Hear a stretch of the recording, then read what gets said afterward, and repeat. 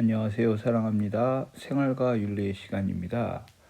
여러분, 이번 주 이제 온라인 2주차인데, 이번 주 끝나면 다음 주부터 1학기 2차 지필평가가 시작되죠. 여러분들 남은 일주일 동안 시험 준비 잘 해서 1학기 2차 지필평가 잘 볼 수 있도록 합니다. 이번 주에는 이제 등교하는 1학년과 3학년이 이제 시험을 실시하게 됩니다. 지난주까지 시험 범위 내용은 다 학습을 했어요. 자, 오늘은 여러분들 등교 주간에 선생님이 얘기했듯이 우리가 2학기 시험도 준비하기 때문에 진도는 예정대로 나간다라고 했습니다. 오늘은 지난 시간에 배운 자연과 윤리, 여러분들 교과서 144쪽 원전 탐구 내용을 통해서 다시 한번 복습을 하고 이어서 5단원 예술과 윤리 진도를 나가도록 하겠습니다. 여러분 교과서 원전 탐구 144쪽이에요. 다시 한번 여러분들 지난 시간에 배운 핵심 내용을 이제 그림을 그려서 여러분들에게 다시 설명을 하겠습니다. 제가 달팽이 모양의 그림을 그렸었죠. 예. 달팽이 모양의 그림을 그렸었는데 이 그림의 핵심은 범위가 갈수록 넓어진다라고 하는 거예요. 그래서 한 5가지 정도로 이 안에 이제 그려 넣을 수 있는데 다시 한번 정리할게요. 자, 첫 번째 인간 중심주의.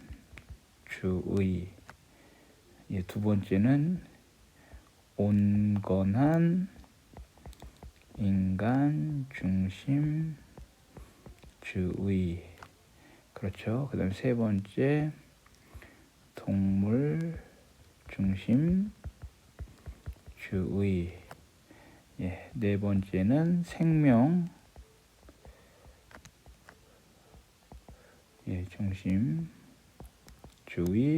그리고 마지막 5번째 생태 중심주의. 그래서 그 범위가 가장 작은 게 인간 중심주의였고 그 범위가 가장 넓은 게 생태 중심주의였습니다. 그래서 여러분들 다시 한번 표시하면 여기 인간 중심주의는 여기 해당되겠죠.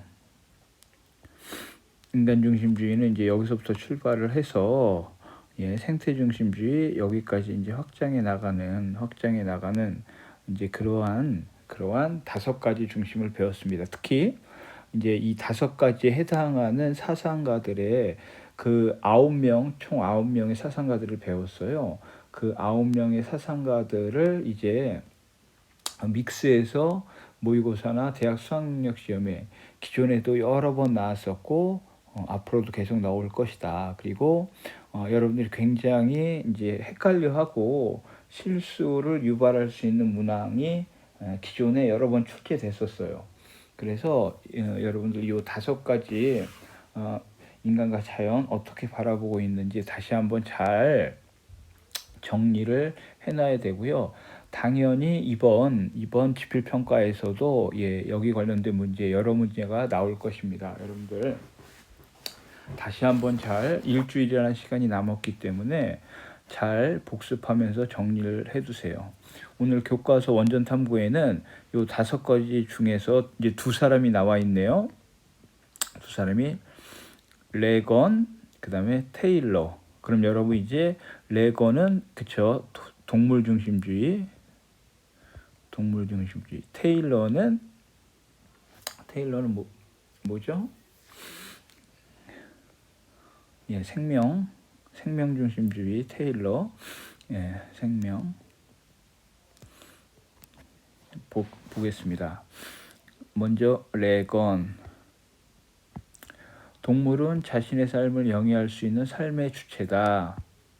삶의 주체라는 것은 단지 살아있다는 것 또는 단지 의식을 갖고 있다는 것 이상을 의미한다. 삶의 주체가 된다는 것은 믿음, 욕구, 지각, 기억, 자신의 미래를 포함해 미래에 관한 의식, 쾌락과 고통 등 감정을 느낄 수 있다는 것, 선호와 복주에 관한 이익관심, 자기의 욕구와 목표를 위해 행위할 수 있는 능력, 순간순간의 시간을 넘어서 자신의 정체성을 느낄 수도 있고 다른 타자와는 별개로 자신의 삶이 좋을 수도 나쁠 수도 있다는 의미에서 자신의 복지를 갖고 있다는 것이다. 레건이 쓴 동물의 권리라는 책에 나와 있는 내용입니다. 이러한 지금 여기 쓰여져 있는 이러한 것들은 대부분 인간이 지각하고 활동하고 행위하는 것들인데 이건 인간만이 하는 것이 아니다. 어디까지? 동물. 그래서 여기서 동물은 최소한 몇몇의 포유류를 대표적으로 얘기할 수 있습니다. 이 인간과 같은 도덕 행위는 아니지만 하나의 삶의 주체로서 어떤 존중받을 권리를 갖는다라고 인간 플러스 동물까지도 우리는 도덕적으로 고려해야 된다라고 하는 레건의 주장입니다. 특히 여러분 레건은 싱어와 레건 두 사람이 다 이제 동물 중심주의죠. 싱어는 공리주의 입장에서 레건은 의무론의 입장에서 동물에 대한 어떤 동물의 권리를 얘기하고 있습니다. 레건. 자, 이어서 테일러 한번 알아보겠습니다. 모든 생명체는 목적을 추구하면서 살아간다.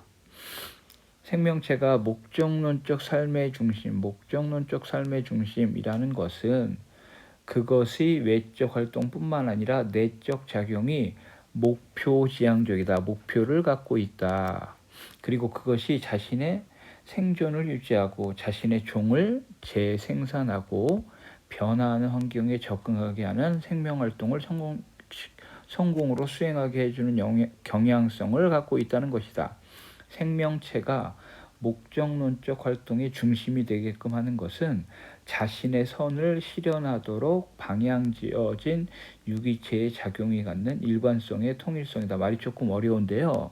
어쨌든 테일러가 지은 자연에 대한 존중, 여기서 자연에 대한 존중은 그쵸, 생명을 가진 모든 것들을, 그래서 모든 생명체는 자기의 생존, 그 다음에 번식, 환경에 적응하는 그러한 목적을 갖고 있다. 그래서 이것을 목적론적 삶의 중심이다. 살아있는 모든 생명체는 목적을 갖고 목적론적 삶의 중심이다. 그는 모든 생명체는 목적론적 삶의 중심으로서 자신의 고유한 선을, 여기서 선이 이런 게 이제 해당되겠죠. 실현하고자 하므로 도덕적으로 고려되어야 한다. 살아있는 생명은 모두. 그래서 생명 중심주의의 대표적인 테일러의 생각까지 알아봤습니다. 여러분 다시 한번 요 5가지의 인간 중심주의부터 생태 중심주의 요 5가지에 나오는 9명의 사상가를 잘 정리해 두도록 합니다. 자, 이제 이어서 5단원 문화와 윤리 새로운 단원입니다. 여러분들이 2주는 학교에 나오고 2주는 온라인 수업을 하면서 여러분들 수업에 열정적으로 참여해 주었고 또한 집중해 주어서 선생님이 생각했던 것보다 진도는 조금 빠르게 나가고 있습니다. 빠르게 나가고 있어요. 하지만 여러분들 남은 시간 진도가 일찍 끝나면 그만큼 또 다른 것들을 모의고사 문제풀이를 한다든지 역대 기출 문제 분석을 한다든지 다른 여러 활동들을 할 수 있는 시간들을 계획할 테니까 요 이제 5단원 문화와 윤리도 잘 들어주기 바랍니다. 이 전 단원 4단원이 과학과 윤리였잖아요. 즉 윤리라는 과목의 특성으로 윤리 중심으로 이제 과학 분야도 인간의 삶과 인간의 윤리와 도덕과 어떤 연결이 지어지느냐가 그 4단원 과학과 윤리 핵심이었다라고 하면 이 5단원은 그 과학 대신에 그렇죠. 이 문화의 영역과 윤리의 영역은 또 어떤 연관성이 있느냐를 배우게 되는 겁니다. 그래서 보면 우리 문화하면 굉장히 이제 폭넓은데, 문화하면 첫 번째, 그렇죠, 예술을 빼놓을 수 없죠. 이 예술도 과연 도덕과 윤리와 어떤 연관이 있는가가 이제 첫 번째 단원이고요. 두 번째는 인간의 삶의 아주 중요한 부분, 의식주, 그 다음에 소비, 이게 이제 윤리와 연관되는 윤리적 소비에 대해서 배우고요. 마지막 세 번째는 이제 우리 사회의 특징, 다문화 사회에서의 어떤 윤리, 이렇게 세 가지 내용으로 구성되어 있습니다. 세 가지 내용으로 구성되어 있어요. 자, 먼저 교과서를 잠깐 보겠습니다. 첫 번째, 여러분 교과서 150쪽인데 예술과 윤리 중에서 예술에서 강조하는 핵심은 이제 미적, 아름다움을 추구하는 게 예술의 핵심이죠. 미적 가치를 추구하는 게 예술의 핵심이라고 하면, 윤리는 그렇죠, 윤리적 가치를 추구하는데 과연 이 미적 가치와 윤리적 가치는 과연 어떤 연관성이 있을까를 살펴볼 거예요. 특히 이제 그러면서 우리가 4단원에서도 배웠듯이 과학지상주의, 과학에는 도덕이나 윤리의 영역이 결합될 수 없다라고 주장하는 사람이 있었죠. 여기서도 마찬가지로 뭐가 나오냐면 예술지상주의, 그리고 이제 도덕을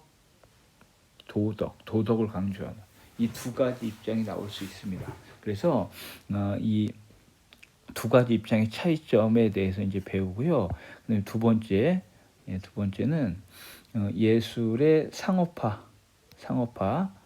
특히 이 예술의 상업화는 오늘날 대중예술이라고 하는 대중문화와 굉장히 연결되어 있습니다.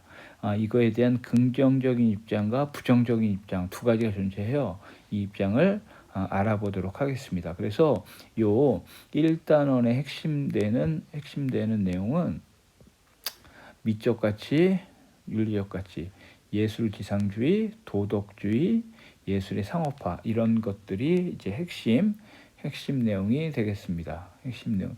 교과서 이제 그 예술에 대해서 여러분들 이제 대표적인 여기 사람이 나와요. 와일드와 플라톤. 우리 플라톤은 이미 배웠죠. 그 죽음 단원 배웠을 때 플라톤은 이데아라고 하는, 우리가 사는 세상은 참된 세계가 아니다, 거짓 세계다. 참된 세계는 이데아의 세계, 인간의 이성을 통해서 확인할 수 있는, 그런데 인간은 살아있는 동안에는 육체를 갖고 있기 때문에 이 참된 이데아의 세계를 볼 수 없다라고 했어요. 결국 인간은 죽음으로써 이 육체가 소멸하고 영혼이 자유롭게 되면서 그 이성이 이제 참된 이데아의 세계를 볼 수 있게 된다. 이게 플라톤이 얘기하는 인간의 근원적인 죽음의 공포를 극복할 수 있는 방법이라고 우리 플라톤을 이미 한번 배웠습니다. 여러분, 플라톤은 서양 철학에 있어서 굉장히 중요한 인물이에요. 이제 그러다 보니까 플라톤이 다양한 분야, 이렇게 뭐 인간의 죽음 얘기도 하지만 오늘 여기 보면 이제 예술에 대해서도 플라톤이 또 얘기를 하니까 나오네요.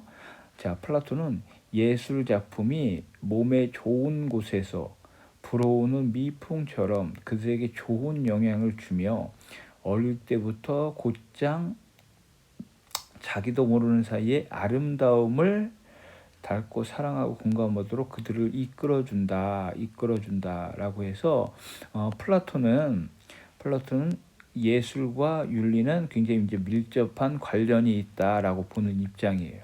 반면에 여기 와일드라는 사람은 아일랜드의 소설가래요. 아일랜드 소설가인데, 아름다운 것에서 아름다운 의미를 찾는 자들은 교양 있는 자들이다. 세상에 도덕적인 작품, 비도덕적 작품이라는 것은 없다. 예.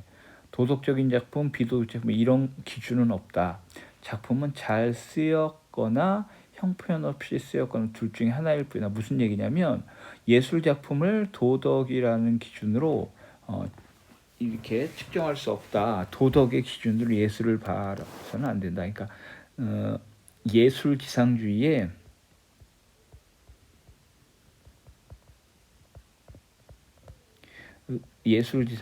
대표적인 사람이 와일드입니다. 와일드. 그래서 예술과 도덕은 그 가치의 영역이 다르다. 즉 예술은 아름다움, 미적인 것을 추구하면 되고 도덕은 어떤 이제 윤리적인 가치를 추구하는 것이기 때문에 다른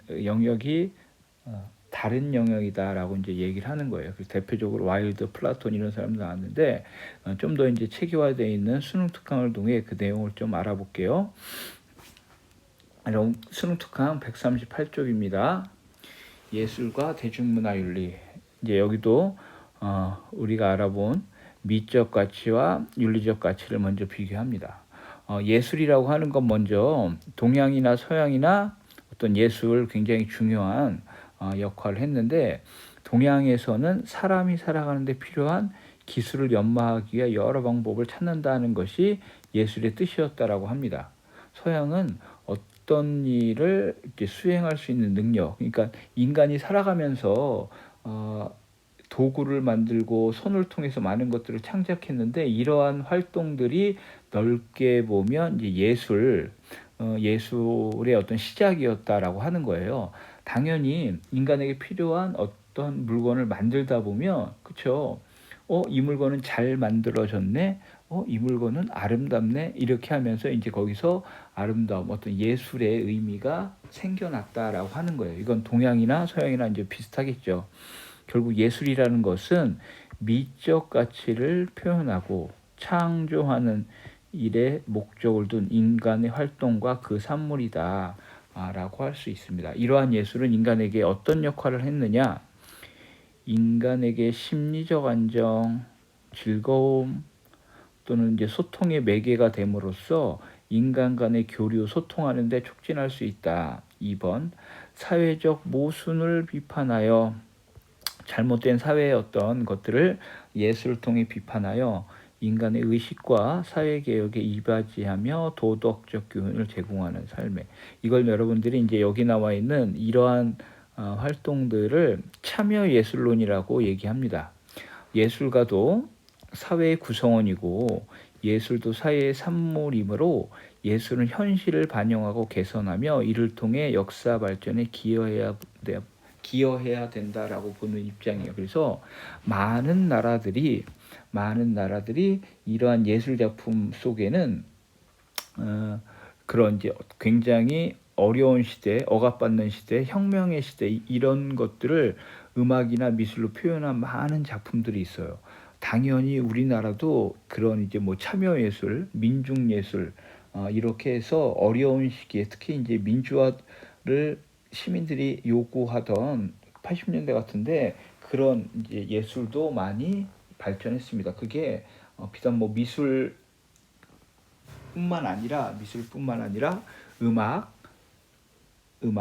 또 이제 뭐 다른 데도 다 해서 뭐 이제 노래도 여러분들 뭐 민중가요라는 그런 어떤 하나의 장르가 생길 정도로 예술을 통해서 시민들의 어떤 의식을 깨우고자 하는 그러니까 예술은 크게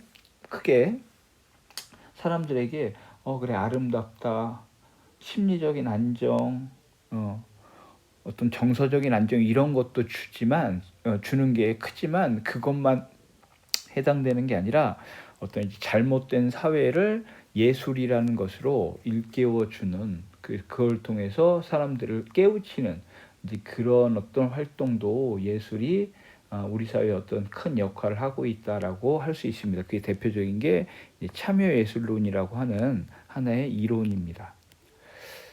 자, 그 다음에 이제 예술과 윤리의 관계. 자, 예술과 윤리의 관계 어떻게 보면 이 도덕, 생활과 윤리 단원에서는 이게 이제 핵심이겠죠. 과연 윤리라는 가치를 통해서 예술을 어떻게 바라봐야 하는가? 분명히 예술과 윤리는 공통점과 차이점이 있어요. 먼저 공통점은 인간이 총체적으로 삶을 바라보며 의미 있는 삶을 살아가는 것과 관계 있다. 도덕도 그렇고 예술도 그렇고 인간의 삶과 뗄래야 뗄 수가 없죠. 왜냐하면 인간이 살아가는 생활 속에서 나타나는 거니까 윤리도 그렇고 예술도 그렇고 그 다음에 예술과 윤리는 모두 인간의 본질에 대한 해명, 인간성을 향한 정신활동이다. 예를 들면 인간의 본성은 어떨까? 뭐 성선설, 성악설, 성무성악설 이렇게 이제 얘기하잖아요. 즉 인간의 본질은 무엇인가? 이런 것들이 윤리나 도덕의 이제 핵심 주제라고 하면 예술도 비슷합니다. 어떤 인간의 진짜 모습이 어떤 것일까? 인간의 생각은 무엇일까를 눈에 보이는 걸로 표현하는 게 그쵸 그림이고 그것을 음표를 통해서 리듬을 가는 게 그쵸 노래죠. 이런 것들은 다 인간의 어떤 이제 참모습, 본질에 대한 어떤 인간의 호기심을 통해서 나타나는 이런 것들은 예술과 윤리가 공통적으로 갖고 있다라고 할 수 있을 거예요. 그런데 또 예술과 윤리는 차이점도 있다. 먼저 예술의 핵심은 아름다움이죠. 미를 추구한다. 그리고 현실적 제약을 넘어서 자유를 추구한다. 자유. 그쵸. 예술에 있어서 핵심은 아름다움, 창조, 자유 이런 것들이 예술의 핵심 영역이죠. 자, 반면에 윤리는 그쵸. 선, 착함을 추구하고 당연히 윤리는 현실이라는 제약 속에서 도덕적 당위, 인간이 마땅히 해야 되는, 지켜야 되는, 실천해야 하는. 그러니까 이게 어떻게 보면 자유의 이렇게 좀 반대급부에 있는 느낌이잖아요. 그렇기 때문에 예술과 윤리는 당연히 차이점이 있다. 이 차이점 특히 잘 여러분들이 이제 기억해야겠죠. 그래서 미를 추구하냐, 선을 추구하느냐, 보다 자유를 추구하느냐, 어떤 도덕적 당위를 추구하느냐. 여러분 이제 여기서 좀 헷갈리면 안 될 게 그러면 도덕은 자유가 없나 이제 그건 아닐 텐데 칸트 같은 경우는 인간은 자유의지를 갖고 있고 그 자유의지를 통해서 진정한 선, 의무로 느끼는 그게 이제 도덕의 핵심이라고 했잖아요. 여기서 말하는 자유와 어떤 이제 예술에서 얘기하는 자유는 약간 차이가 있을 거예요. 똑같은 자유라는 걸 쓰지만 어떻게 보면 도덕에서의 자유는 그 사회 구성원들끼리 합의되고 그쵸? 공동체 안에서 어떤 지켜지는 그러한 자유라고 하면 예술에서의 자유는 어떤 개인의 무한대의 자유. 근데 여기서 이제 여러분 무한대라고 해서 다른 사람에게 막 피해를 주는 나만 생각하는 그런 자유는 분명히 아닐 거예요. 그래서 예술에서 추구하는 자유와 도덕에서 추구하는 자유가 분명히 다른 점은 있다. 그래서 차이점을 여러분들 잘 기억해 두기 바랍니다. 자, 그러면 이제 예술과 윤리의 이런 차이점과 공통점을 발견했는데 먼저 도덕주의 입장을 알아보겠습니다. 자, 도덕주의에서는 예술은 왜 있어야 하는 예술의 목적은 모든 예술 작품은 고결한 품성, 올바른 행위를 포함하여 도덕적 교훈이나 본보기를 제공해야 된다. 지금 여기서 선생님이 물음표를 한 고결한 품성, 올바른 행위 이런 건 다 뭐와 관련이 있어요? 그렇죠? 인간의 어떤 도덕과 윤리와 관련이 있잖아. 자, 도덕주의에선 예술 그래 좋아. 그런데 예술이 있는 것은 예술의 의미는 인간이 그 예술 작품을 보고 나의 마음을 정화시키는 거야. 착하게 만드는 거야. 그럼으로써 착한 행동을 하게 하는 거야. 이런 것들이 다 도덕과 윤리에서 추구하는 핵심 가치잖아요. 예술이 그러한 도덕적 인간 행위에 기여할 수 있다. 그리고 기여해야 한다. 그것이 진정한 예술이라고 보는 겁니다. 그래서 도덕주의 입장에서는 도덕적 가치가 미적 가치보다 우위에 있다. 즉 예술을 통해서 도덕적인 인간을 만드는 게 도덕적인 인간이 되는 게 목표예요. 그러니까 도덕이 예술보다 우위에 있다라고 보는 거야. 그래서 예술은 도덕의 인도를 받아야 한다. 왜냐하면 예술가도 사회 함께 살아가는 인간이잖아. 예술 활동 역시 사회 활동이므로 예술은 사회의 모순을 비판하고 사회적 발전에 이바지하고 보는 참여 예술론이 대표적인 이 도덕주의 특징을 갖고 있는 예술론이다. 그런데 이러한 도덕주의, 특히 참여예술론은 어떤 비판을 받고 있냐면 이제 문제점이라고 표현되어 있는데, 예술에서 미적 요소가 경시될 경우 자유로운 창작이 제한될 수 있다. 그러니까 여기서 미적 요소가 경시된다라고 하는 건 무시한다라는 의미가 아니라 미적 가치가 있고요. 하지만 이 미적 가치는 도덕적 가치보다 아래에 있다라고 보는 거잖아. 지금 도덕주의에서. 이제 그러다 보면 여러분 예술에서는 창조라는 게 핵심인데, 지금 봐봐, 미적 가치가 도덕적 가치의 제한 여기에 딱 걸려 있잖아. 그러면 이 이상 창조할 수가 없는 거야. 이 이상 자유가 없는 거야. 따라서 예술이 궁극적으로 추구하려고 하는 인간의 자유나 어떤 상상력, 창조 이런 게 제약될 수 있다. 도덕주의 입장에서 보면 그렇겠죠. 그래서 많은 예술가들은 이 도덕주의 입장을 비판할 수 있을 거야. 당연히 그렇겠죠. 예술가가 왜 예술 작품이 꼭 도덕적이어야 하느냐? 왜 내 예술 작품이 꼭 인간의 선한 감정을 일으켜야 하느냐? 물론 내가 창조한 예술 작품을 통해서 사람이 범죄를 저지르다 이런 걸 바라는 건 아니겠죠. 하지만 그냥 그걸 통해서 아름다움을 느끼면 되지, 그게 꼭 선이어야 한다라고 이렇게 이제 비판을 할 수 있다라는 겁니다. 자, 이 도덕주의 앞전에도 배운 와일드와 플라톤을 비교했었죠.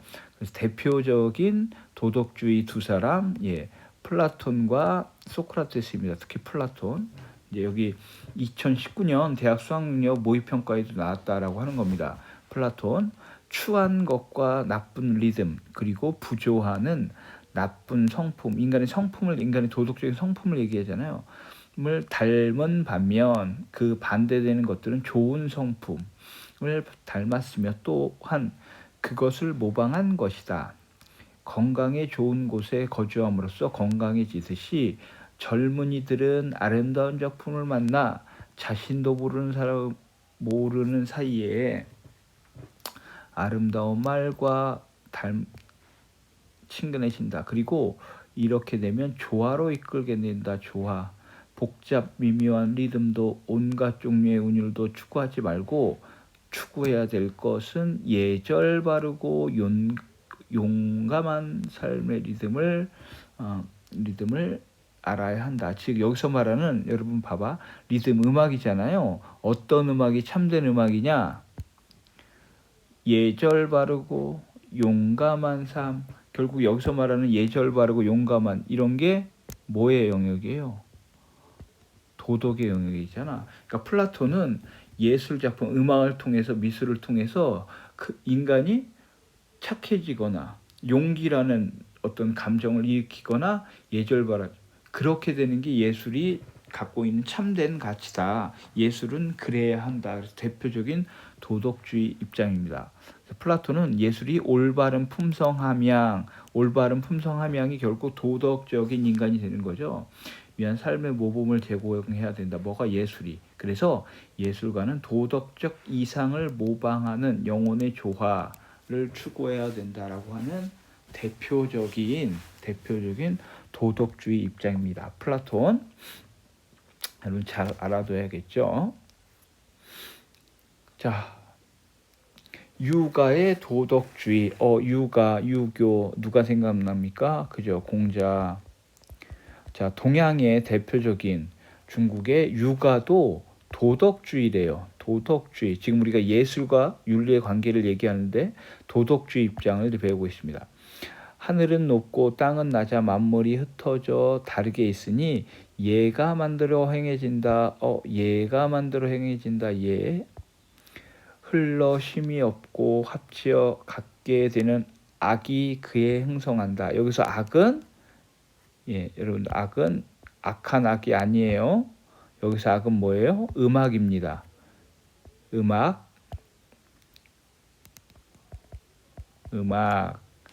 봄에 만들고 여름에는 자라는 것은 인이고, 공자의 핵심인 인이 나오네요. 가을에는 거두고 겨울에 저장하는 것은 의이다. 이는 악에 가깝고 이는 음악에 가깝고 의는 예에 가깝다. 음악은 화합 돈독히 하고 예는 분별하여 악으로 하늘에 응하고 예는 땅에 맞추니 예악. 예절과 음악이 밝게 갖추어져 천지가 각기 그 일을 한다. 이것을 그 유명한 공자의 예악사상, 즉 시로서 감흥시키고 예에서 사람이 서고 음악에서 사람이 완성된다. 이 말이 유명해요. 예에서 사람이 서고 음악에서 사람이 완성된다. 그래서 공자는 예와 악은 천지 질서에 연원하는 것으로 조화를 이루어야 된다. 인간은 예절과 음악을 통해서 도덕적으로 될 수 있다라고 보는 겁니다. 그래서 육아에서는 풍습은 순화하고 개량하는 예술의 정치적, 교육적 효과를 중시했으며 왜? 예술을 배우면 음악을 들으면 사람이 도덕적일 수 있다라고 생각한 거예요. 나라를 다스리고 백성을 편안하게 하는 예술의 사회적 작용을 강조했다라고 하는 거예요.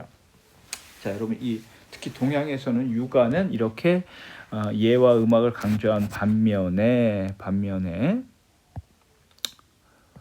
묵자의 비약사상. 자, 묵자는 우리 공자 배울 때 공자의 차별적인 사랑 인, 거기에 이제 정반대 무차별적인 사랑 겸해를 주장했었죠. 둘 다 일리가 있어요. 왜냐하면 공자의 인은 말은 차별적인 사랑이지만 인간의 사랑이라는 감정은 자연스럽게 나와 가까운 사람, 특히 내 가족, 내 부모, 내 형제를 사랑하는 게 당연하잖아요. 그러니까 공자는 그 자연스러운 감정을 얘기한 거야.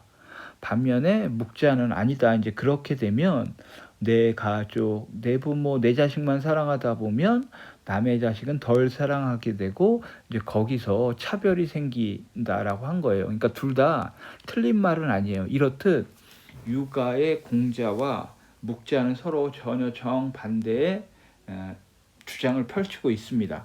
역시 예술 분야에서도 지금 공자는 예와 음악이 인간을 도덕적으로 만드는데 도움이 된다라고 했는데 묵자 봐봐요. 묵자 비악사상 비악 아니 틀렸다. 음악은 필요 없다 그 뜻이에요. 임금과 대신들이 악기를 만들어 음악을 연주를 일삼는다면 그것은 흙을 모아 악기를 만든 거냐? 그렇죠. 흙을 빚어서 악기를 만들 수는 없죠. 백성들에게 많은 세금을 거두게 된다. 그 악기를 만든 재료는 결국 백성들이 낸 세금으로 만들었을 텐데 만약 임금과 대신들이 큰 종을 두드리고 북을 치고 금과 슬을 뜯어, 이게 그러니까 옛날 중국에서 쓰던 악기의 종류래요. 금슬. 우와 생을 불며, 역시 마찬가지 우생, 이것도 악기의 이름이에요. 춤이나 추고 있다면 백성이 입고 먹을 재물을 어디서 얻을 수 있겠는가?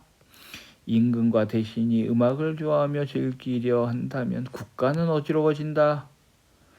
관리가 음악을 좋아하여 즐기려 한다면 창고나 나라 국가는 부실해진다. 농부가 음악을 좋아하며 즐기려 한다면 콩과 조 부족해진다. 농사 안 하고 음악만 들어. 부인들이 음악을 좋아하여 즐기면 한다면 천과 비단은 많아지지 않는다. 비약사상. 자, 묵자는 전쟁도 반대하고 인간들이 어떤 경제적으로 전략하는 절용을 강조했던 사람이에요.